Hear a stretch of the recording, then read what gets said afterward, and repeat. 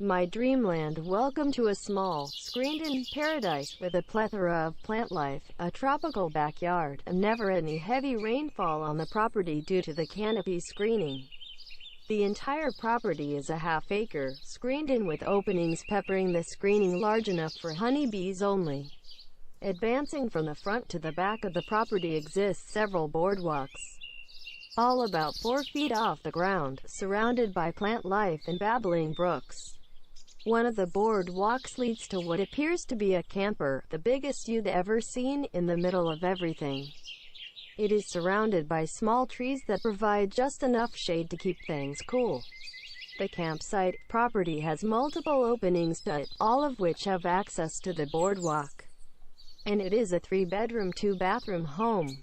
There exists 2 living areas in it, separated by a wall, and inside of those living areas are Dragon Ball players, all of which stayed up late last night, playing each other and trying to figure out how to beat my deck, which is undefeated. I'm just waking up here, in this dreamland. Apparently, there's a huge tournament today and I want to be ready for it, but a new player decided to stop by the Dreamland property last night and bug one of my roommates for more games, keeping everyone up all night except me. I was dead to the world. I happened to wake up too. Ricky, I don't mean to be a dick, but I need to get some sleep if I want to win the tournament today. And so do you, so you need to go home. I'm not surprised. Ricky has Asperger's and really loves coming over and hanging out with the squad. Just south of the camper exists the other end of the boardwalk that steps down to the actual ground and follows a path of pebbles toward the other end of the property. In the southwest corner exists a bird box containing a bird. This is a parrot, and he's maybe 3 years old now and full of energy. In fact, since the entire property is screened in, the front of the bird box is left open, and our parrot, Jack, is having a glorious time using his beak to maneuver to the outside of the opening of the bird box. It's always hilarious to watch birds use their face to climb things, and this is no exception. It's absolutely adorable to watch. Jack's nook is a little taller than 1 story and is basically a screened-in paradise, specifically catering to bird people.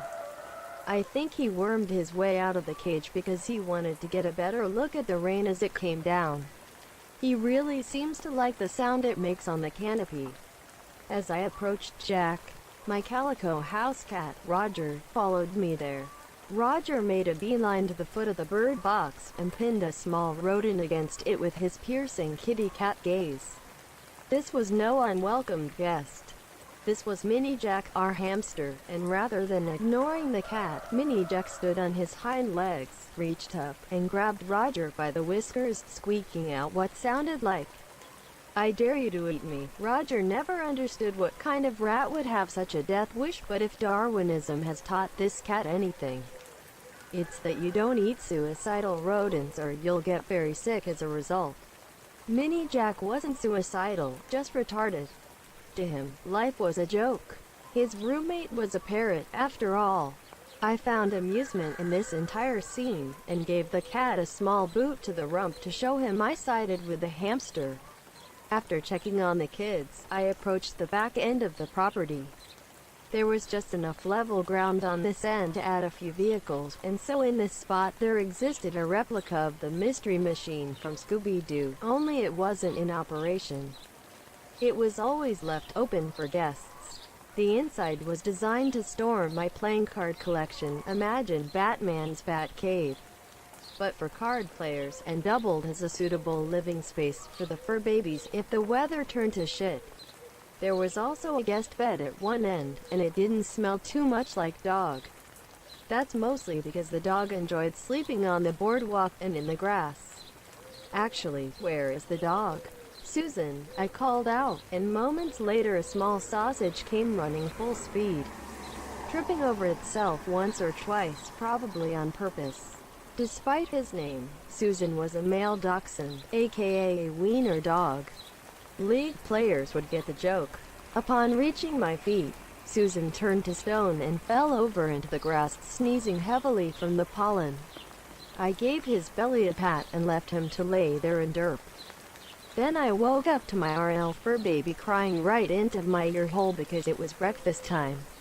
If only I could exile him to the mystery machine and go back to bed. XD.